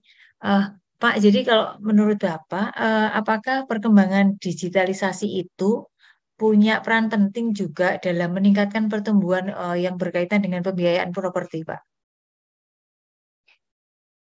Kalau kita bicara KPR ya, Bu ya, saat ini saya merasakan sekali ya ada pergeseran. Nah, jadi ya saat ini kontribusi untuk permohonan kredit KPR kita itu kurang lebih 60% sudah melalui channel digital. Ya, jadi kita punya rumah sakit bca.co.id, ya pengajuan permohonan, pengecekan angsuran, pengecekan kemudian plafon kredit, ya sampai dengan submit ya aplikasinya. Kemudian mereka bisa e-tracking sampai di mana aplikasinya diproses, ya kapan disetujui, ya itu sudah dilakukan dengan channel digital kita. Ya, dan tidak hanya itu, mau mengajukan berapa, punya top up berapa, bisa dilakukan di channel ini juga melalui cek KPR-mu. Nah, saya pikir kalau Ibu tanyakan ini akan mempunyai pengaruh yang signifikan, jawabannya iya. Ya, jadi saat ini sudah kita rasakan, ke depan akan lebih baik lagi. Dan ini pasti kan kita kembangkan, Bu, karena jangkauan geografis kita yang begitu luas. Nah, kita tidak mungkin membuat banyak kantor KPR di berbagai daerah, ya mau nggak mau harus masuk dengan channel online ini.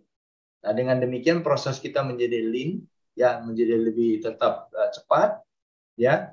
Kemudian quality prosesnya juga baik, quality kreditnya juga baik. Nah, ini akan membuat kita tetap survive dan bisa memberikan layanan yang baik kepada rekan-rekan bisnis kita. Kurang lebih begitu, Bu Novi. Oke. Iya, baik.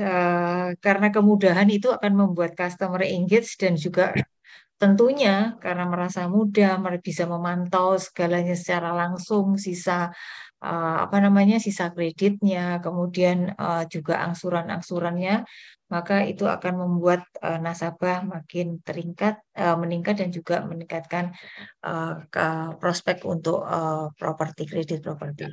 Bapak Ibu yang lain sudah ada yang ingin bertanya atau Pak Suyanto nih kelihatannya, Bu. Pak Suyanto, oke sebentar saya nggak tahu. Oh iya Pak Suyanto dari AMA Surabaya. Bapak silakan bisa open mic Pak. Terima kasih Bu Novi. Selamat malam Pak Willy. Ya, malam Pak Salam Yanto. kenal. Saya sampai merinding lihat videonya Pak Willy. Saya ingin tanya ini apa namanya rahasianya gitu Pak Willy. Kan security BCA aja kalau di Twitter itu kan bahkan yang lembaga resmi aja kalau melayani kayak security BCA itu bagaimana Pak Willy? Kemudian tips-tips menanamkan sampai militansi atau kebanggaan dari karyawan itu sampai kemudian bisa agile dengan padahal kan bank itu sebuah lembaga yang sangat strict ya, rigid dengan peraturan, tapi kemudian bisa menghasilkan terobosan-terobosan yang luar biasa. Itu kira-kira bagaimana itu proses istilahnya tips-tips singkatnya untuk pembinaan SDM-nya Pak Willy? Mungkin itu. Terima kasih. Ya, kuncinya di tata nilai Pak. Yang 4 tadi, tata nilai tadi, khususnya di poin pertama dan kedua, ya, fokus pada customer dan integrity. Pada saat kita berbicara pada fokus pada customer, maka dia harus all out, Pak. Customers ini adalah segalanya, Pak. Nah, kalau segalanya, maka dia harus memberikan yang terbaik yang dia punya. Jadi tidak boleh setengah-setengah, ya, apalagi seperempat, apalagi ya cuek gitu ya, Pak ya. Nah, itu yang kita tanamkan. Jadi customer salah pun, ya, kita tidak boleh mempermalukan dia. Ya, kita tetap harus menghormati dia. Kita harus mengajarkan bagaimana ya cara berkomunikasi, ya, cara bersikap yang baik. Nah, itu tidak gampang Pak Yanto. Saya mengerti yang Bapak sampaikan, hampir mustahil. Ya, tapi karena kita punya passion yang luar biasa, ya, kitanya itu adalah orang-orang yang punya keinginan untuk mengubah itu ya Pak ya. Nah, maka di poin keempat tadi kita tanamkan continuous pursuit of excellence. Kalau kitanya sudah menyerah, kita nggak mungkin akan bisa membangun mereka, Pak. Nah, jadi kita cari berbagai cara, makanya tadi saya bilang kurang lebih 10 sampai dengan 15 tahun proses membangun itu, Pak. Dari tahun 90 kita sudah mulai, nah kita bangun, ya struggle, Pak. Pada saat awal juga karena mereka lebih banyak, maaf ya, mengandalkan otot, ya kita ubah dengan mengandalkan pendekatan empati dan simpati, Pak. Nah, dengan menggunakan pendekatan empati dan simpati, ya perlahan ya melalui proses perekrutan yang semakin kita ubah secara bertahap, nah, akhirnya kita bisa mendatangkan dan mendapatkan ya talenta-talenta ya yang baik dari teman-teman security kita. Nah, sehingga ya ternyata itu mengubah kultur kita dan menjadikan ya manusia, khususnya layanan, yang menjadi ya aset strategik kita, Pak. Dan itu mahal sekali, Pak. Jadi wajar kalau Bapak katakan ya nggak mungkin, dan kok bisa begitu, nah itulah Pak prosesnya. Ya.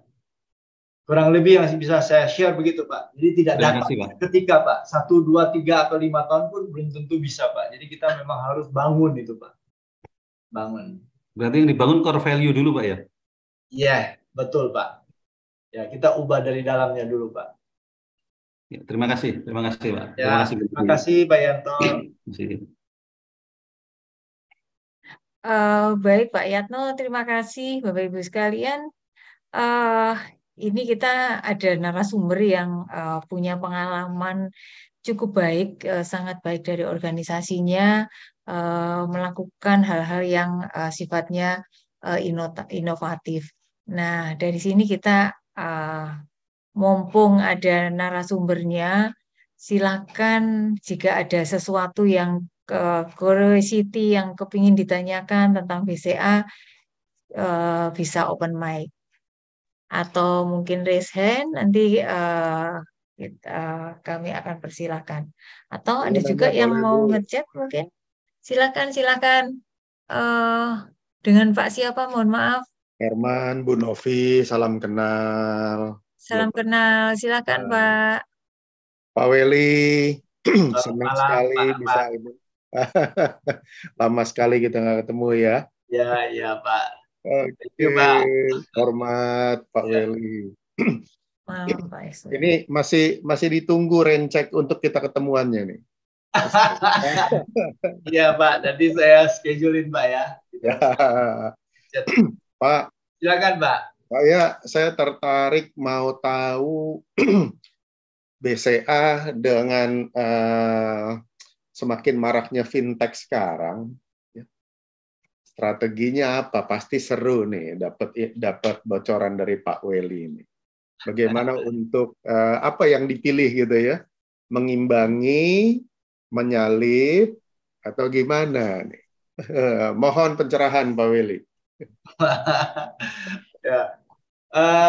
Pak, kita simpel saja sih Pak ya.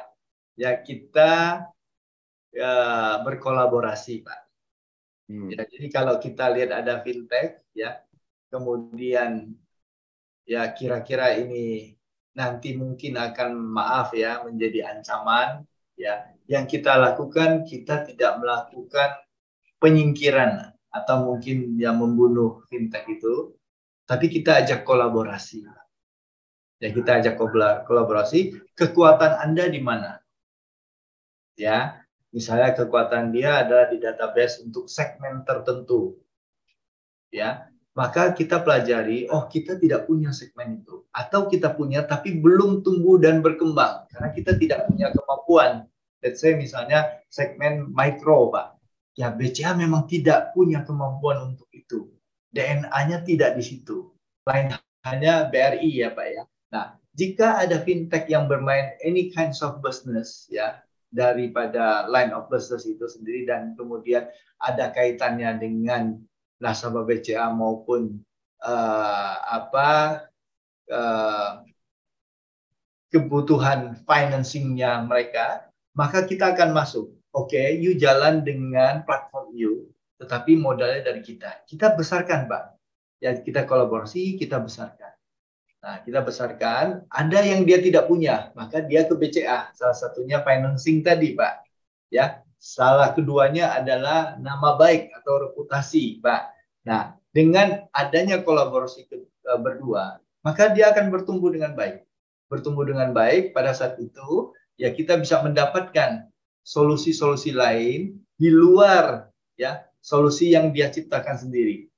Jadi dia masuk ke sana, di belakangnya ada BCA, kemudian BCA bisa mendapatkan ya hal yang lain. Bisa berupa financing, bisa berupa settlement of payment, karena fintech apapun itu tidak bisa berfungsi sebagai institusi keuangan. Ya, maka kita support dia di dalam payment settlement, Pak. Nah, yang terakhir ya adalah ya kita bisa juga berkolaborasi untuk yang meng-create dan melakukan analisis terkait dengan populasi data analitiknya mereka. Sehingga menghadirkan nanti solusi baru, apa yang kita bisa tawarkan ya yang ada di kita ya untuk nasabah-nasabah yang baru kita pelajari tadi, Pak.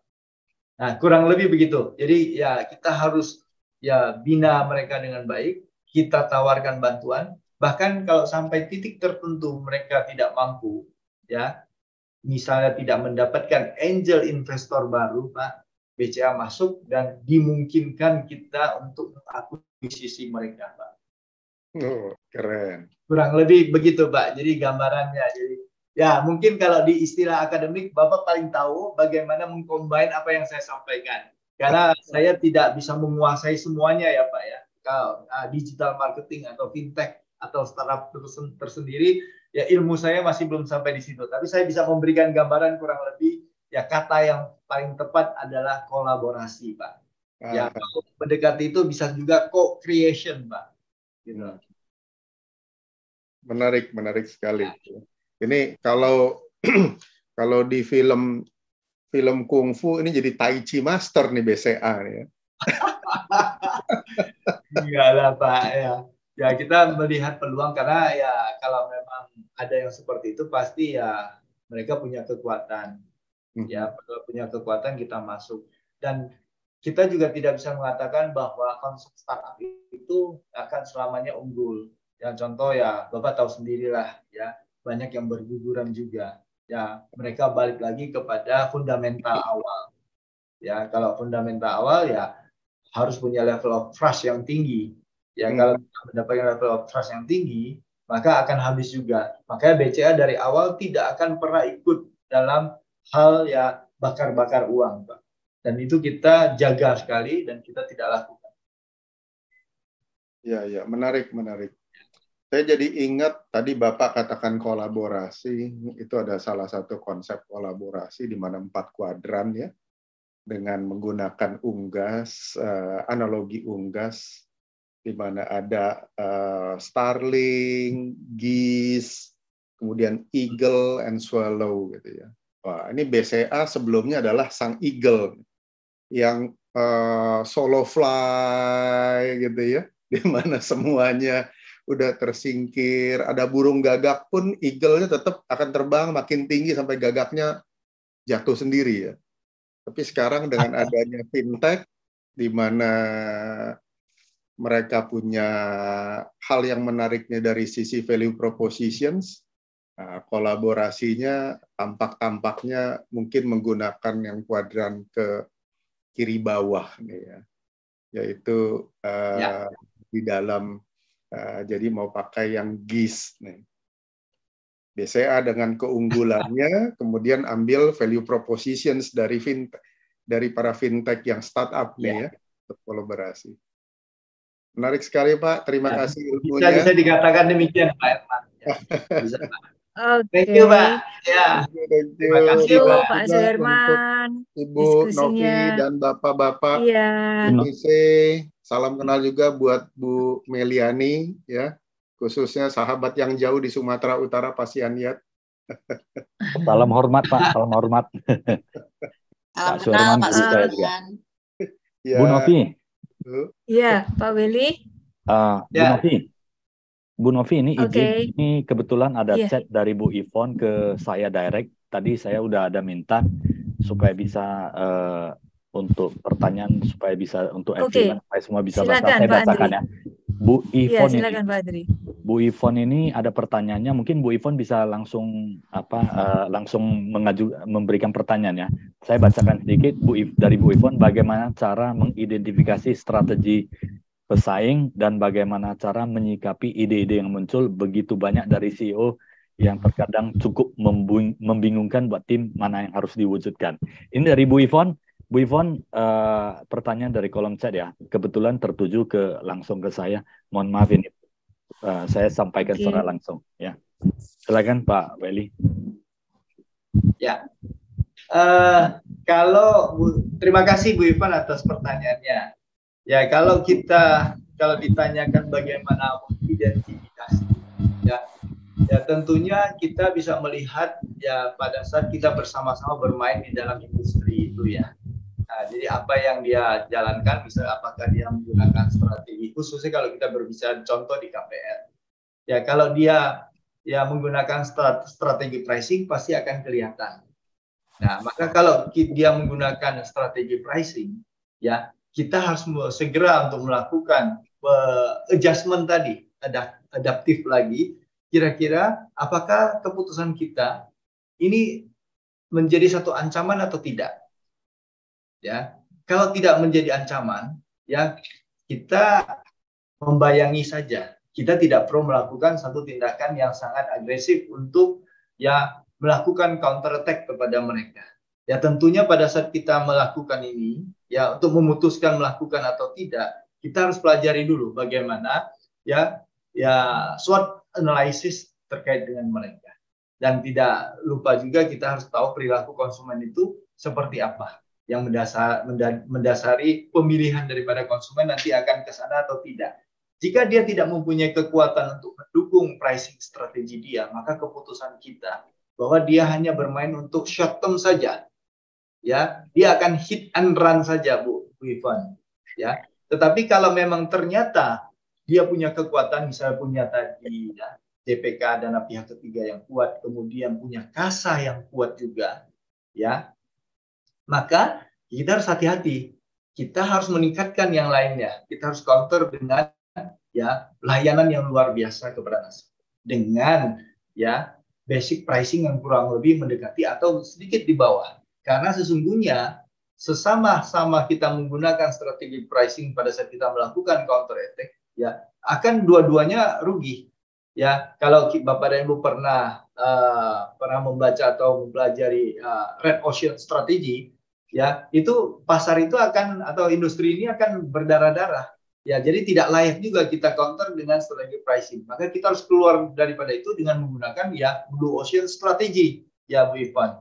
Nah, temukan titik-titik ya yang sangat sederhana tetapi impactful, ya, yang bisa kita berikan. Contoh Air Asia waktu itu sudah membuktikan ya bahwa setiap orang bisa terbang, ya, dengan titik-titik yang sangat sederhana saja.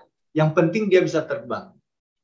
Ya, kemudian hotel-hotel budget lain ya banyak sekali ya bermunculan pada saat itu.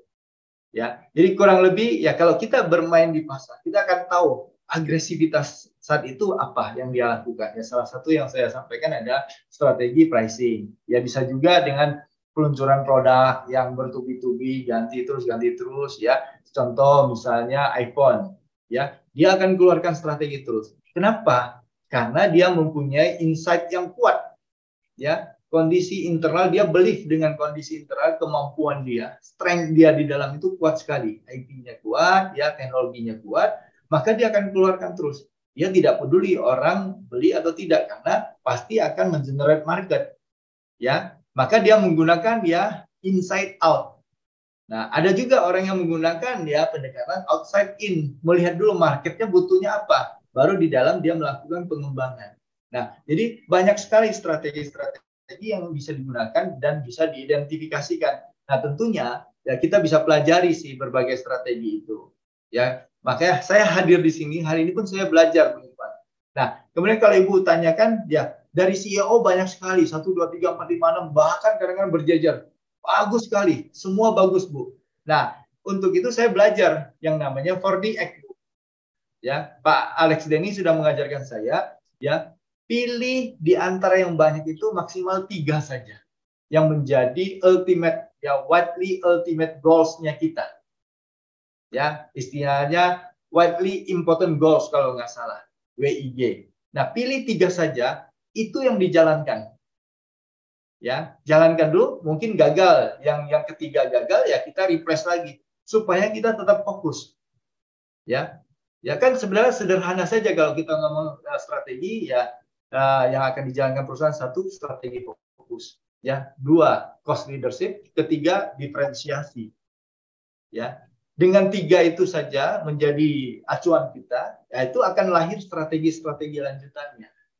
Nah, oleh karena itu kuatkan di eksekusinya, ya. Begitu ada kita pilih saja mana yang widely important goals bagi kita. Nah, kalau itu sudah menjadi pilihan bagi kita, akan mudah sekali. Satu tim akan fokus untuk jalan itu. Jangan, oh ini belum selesai, sudah yang ke-7 atau yang ke-8. Itu tidak akan fokus. Jadi semulia dan sebagus apapun strateginya, tidak akan pernah berjalan dengan baik, Bu Ivan. Ya, kurang lebih Pak Sianyet, ya tanggapan saya seperti itu. Di sini banyak ahli-ahli strategi, ya Pak Soherman juga jago, ya kita bisa belajar nanti sama beliau, ya Pak Rizky juga jago, ya hebat, ya kita saling melengkapi lah. Ya fungsi daripada komunitas ini adalah saling memberi, ya kita jadikan ekosistem, ya siapa yang punya kelebihan di sini, kelebihan di sana, kita saling melengkapi.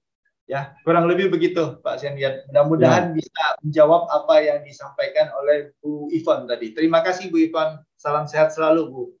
Terima kasih Bu Reza, terima kasih Pak Welly, semoga bisa menjawab Bu Ivon ya, terima kasih. Iya, oke, itu tadi sekaligus apakah menjawab pertanyaan ini Pak, karena tadi Bu Ivon ini ternyata ada chat lagi tambahan, apa saran Bapak Kak untuk meningkatkan penjualan gitu? Kalau saya harus tahu industri atau line of business-nya Bu Ivon, ya bisa saja ya. Saat ini kondisinya, identifikasinya apa? Apakah terjadi stagnansi penjualan? Ya, atau benar-benar ya penjualannya menurun. Nah, menurunnya itu kenapa? Kita harus tahu dulu. Ya, apakah karena memang ya kemampuan atau kompetensi atau kapasiti daripada misalnya sumber daya manusia kita yang tidak komplit? Ya, atau ada faktor sumber daya lainnya, misalnya permodalan dan lain-lain. Maka itu dulu yang harus kita benahin. Nah, pada saat kita udah siap semua, baru kita tentukan strategi. Ya, kira-kira strategi penjualan apa yang harus kita lakukan. Nah, dengan demikian, ya kalau kita ya insight-nya sudah sangat kuat dan bagus sekali, ya, maka kita tinggal mencari market. Nah, maka tadi yang sempat saya sampaikan, ya, unsolved matrix itu akan membantu banyak. Ya, karena kita sudah tahu ya, strength, weaknesses, opportunity, and threats-nya kita itu apa. SWOT-nya itu apa.